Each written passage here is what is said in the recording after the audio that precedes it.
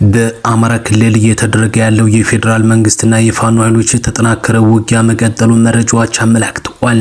ዛሬ መጋቢት 10 ቀን 2018 ዓ.ም ተደርጓል በተባሉ ውጊያዎችም ትላልቅ ሰበር ዜናዎች ይፋ ተደርገዋል።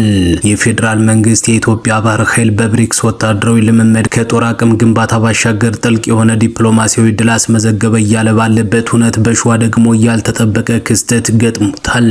በሌላ በኩል በሶማሌ ክልልና በጠቅላይ ሚኒስትሩ መካከል ከፍተኛ ውጥረት መፈጠሩ ተሰምቷል። የተፈጠረው የፖለቲካ ውጥረት ምንድነው? ወዴትስ ያመራል? የሚለውን ይዘናል በዝርዝር እንመለከተዋለን። ሰላም ጤና ይስጥልን። የተወደዳችሁ የሀበሻ ዜና አድማጭ ተመልካቾች መጋቢት 10 2018 ዓ.ም ለምሽት የተሰሙ አዳዲስና ወቅታዊ መረጃዎችን እናስደምጣችኋለን። እናንተም መረጃው ለሁሉም እንዲደርስ ቪዲዮውን ላይክ እና ሼር፣ ቻናሉን ደግሞ ሰብስክራይብ እያደረጋችሁ እስከ መጨረሻው አብራችሁን ቆዩ። በአማራ ክልል እየተደረገ ያለው የፌዴራል መንግስትና የፋኖ ኃይሎች የተጠናከረ አውደ ውጊያ መቀጠሉ መረጃዎች አረጋግጠዋል። የፌዴራል መንግስቱ አማራ ክልል ላይ ከ2015 ዓ.ም ጀምሮ ህግ እያስከበርኩ ነው ሲል፣ የፋኖ ኃይሎች ደግሞ በክልሉ እየተፈጸመ ያለውን ወረራ እየተከላከልን ነው እያሉ ይገኛል። በዚህ ሁሉ መካከል ደግሞ ሁለቱም ወገኖች በየፊናቸው ውጊያ እያደረጉ ድል እየቀናቸው መሆኑን በየዕለቱ እየገለጹ ነው።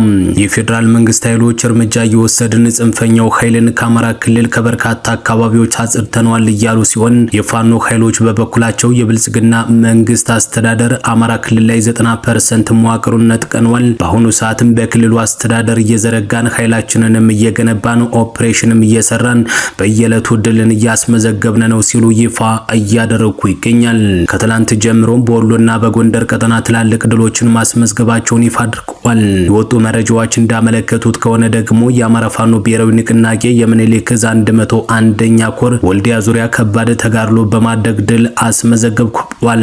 የምኒልክ ዕዝ 101ኛ ኮር አሃዶች ናቸው የተባሉ የ11ኛ ክፍለ ጦርና የ35ኛ ክፍለ ጦር በጋራ በመሆንም መጋቢት 9 ቀን 2018 ዓ.ም ንጋት ጀምሮ ከወልዲያና ከመርሳ ተነስቶ በበርካታ እግረኛና ሜካናይዝድ እንዲሁም በድሮን ታጅቦ ወደ መርጦ ማጥቃት አድርጓል የተባለውን የፌዴራል መንግስት ሰራዊትን በመምታት ታላቅ ድል አስመዝግበዋል የተባለም።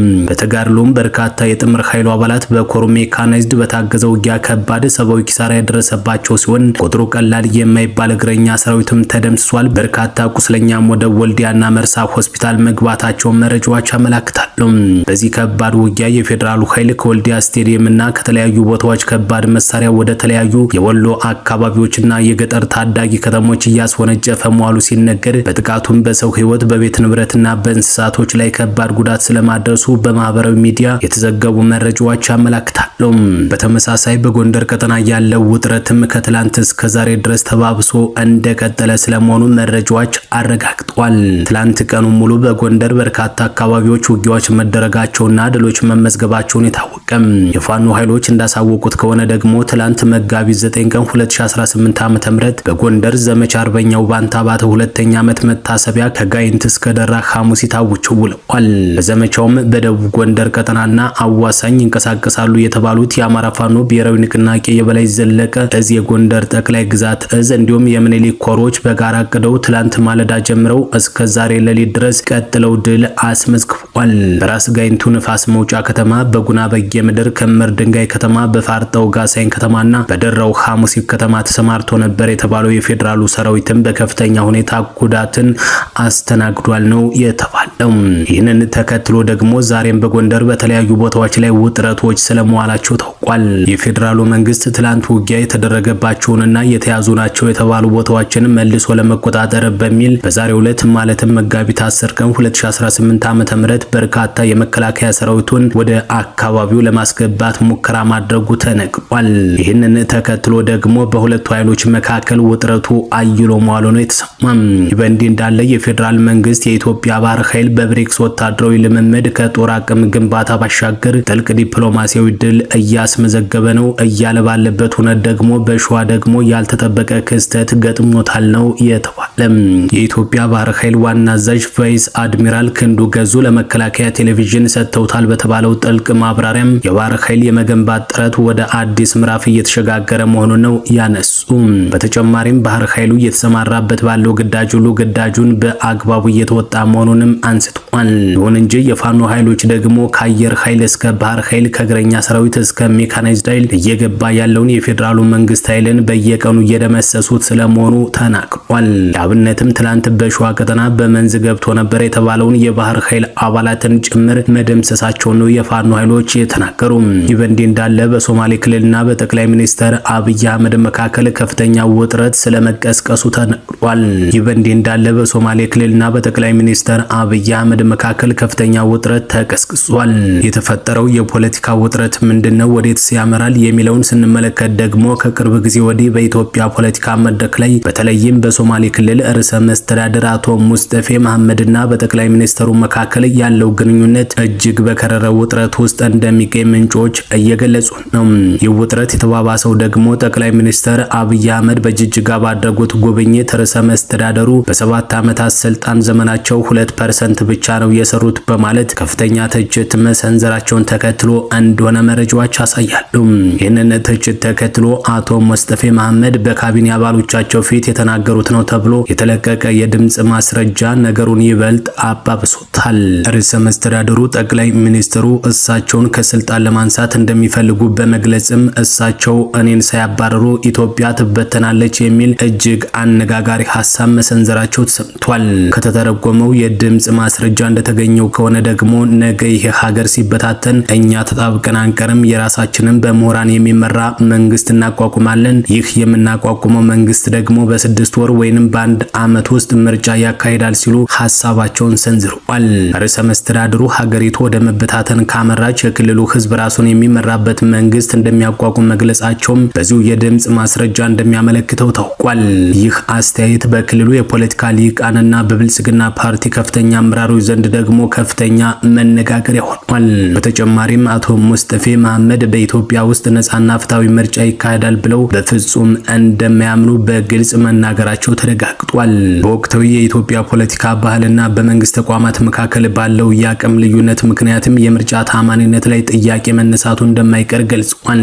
ይህ አስተያየት በሀገሪቱ የዲሞክራሲ ሂደት ላይ ያላቸውን ጥልቅ ጥርጣሬ የሚያሳይ ነው ተብሏል። በሁለቱ መሪዎች መካከል የተፈጠረው ይህ አለመግባባት በሶማሌ ክልልና በሀገሪቱ የወደፊት አቅጣጫ ላይ ምን አይነት ተጽዕኖ ይኖረዋል የሚለው የብዙዎች ጥያቄ ሆኗል።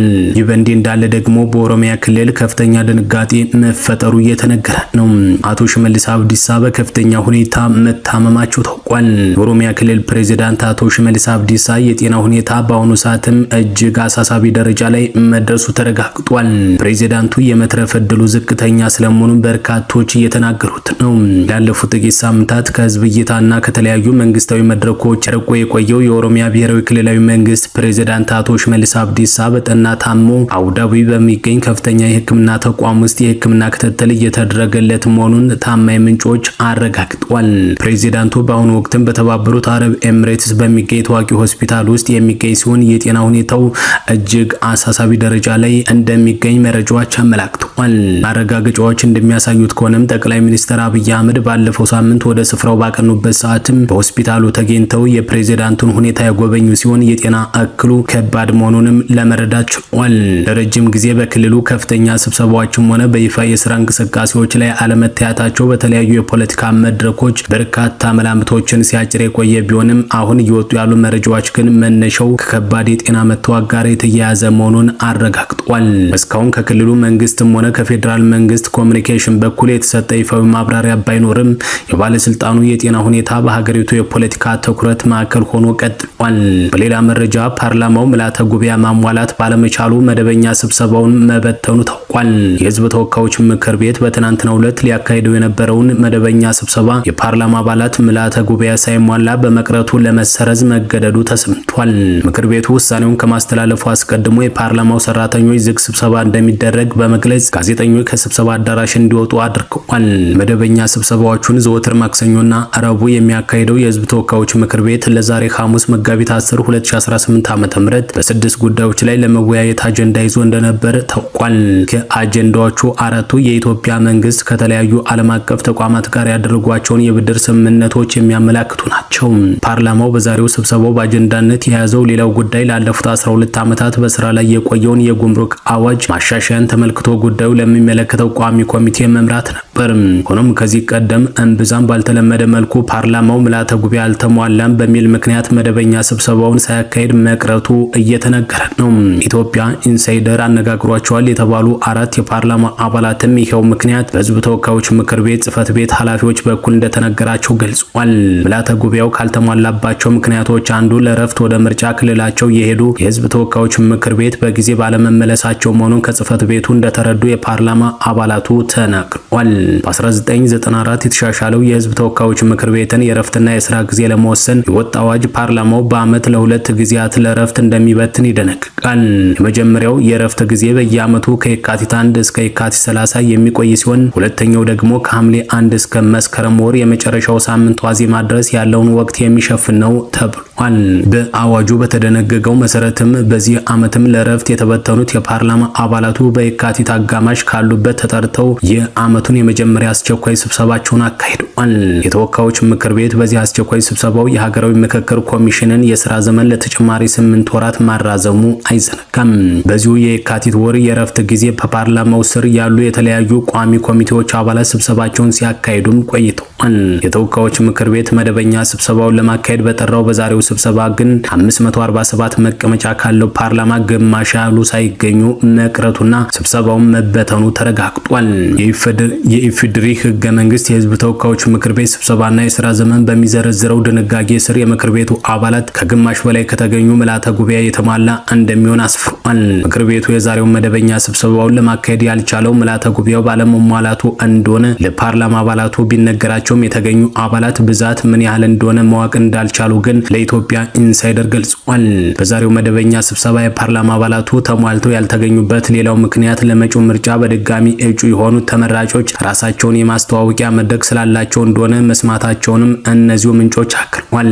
በመጪው ግንቦት ወር ይካሄዳል የተባለው ሀገር አቀፍ ምርጫ መጨረሻ የሚወዳደሩ እጩዎችም የምረጡ እንቅስቃሴ እንዲያደርጉ የተፈቀደላቸው ከጥር 1 እስከ ግንቦት 19 ባለው ጊዜ ውስጥ እንደሆነም ታውቋል። በመጨረሻም የኢራን የአሜሪካና የእስራኤል ፍጥጫ መቀጠሉ ተነግሯል።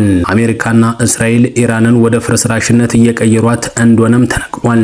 ኢራንም አጥፍቼ ልጥፋ በሚል የሚቻላትን ሁሉ እያደረገች ለመበቀል እየሞከረች መሆኑም ተነግሯል። አሜሪካና እስራኤል ግን ኢራንን በሰው ኃይልም ሆነ በኢኮኖሚ ባዶ ማስቀረታቸውን ቀጥሏል። ትላንት የኢራን ከባድ ሚዛን የተባለው አሊ ላርጃኒ መገደሉ ተረጋግጧል። እንደ ምንጮች ገለጻ ከሆነ ደግሞ በመካከለኛው ምስራቅ እየተካሄደ ባለው ከፍተኛ ጦርነት ውስጥ የኢራን ቁልፍ የፖለቲካ ሰው የሆኑት አሊ ላርጃኒ መገደል በቴህራን የስልጣን ኮሪደር ውስጥ ትልቅ ክፍተት መፍጠሩን የተነገረ። ይህ ክስተት የኢራንን የውሳኔ አሰጣጥ ሂደት ከማወሳሰቡም በላይ አገሪቱ ያሏትን ጥቂት አማራጮች ይበልጥ እያጠበቧቸው ይገኛል ነው የተባለ። አሊ ላርጃኒ ተራ ፖለቲከኛ አልነበሩም የተባለ ሲሆን እንደ ዘገባው ከሆነ ላርጃኒ ከታዋቂ የሃይማኖት ቤተሰብ በመምጣታቸው ያላቸው መንፈሳዊ ተቀባይነትና ከኢራን አብዮታዊ ዘብ ጋር ያላቸውን ጥልቅ ግንኙነት በማጣመር በሀገሪቱ የተለያዩ የስልጣን አካላት መካከል እንደ ዋና አስታራቂ ያገለግሉ ነበር ተብሏል። የጦር ሜዳ እውነታዎችን ወደ ፖለቲካ ስልት በመለወጥ ረገድ ተወዳዳሪ ያልነበራቸው መሪ እንደሆኑም ይነገራል። የእርሳቸው መወገድ ኢራን በጦርነቱ ወቅት የምታደርጋቸውን ውሳኔዎች የተበታተኑና ለክስተቶች ምላሽ ሰጪ ብቻ ሊያደርጋቸው እንደሚችል ተሰግቷል።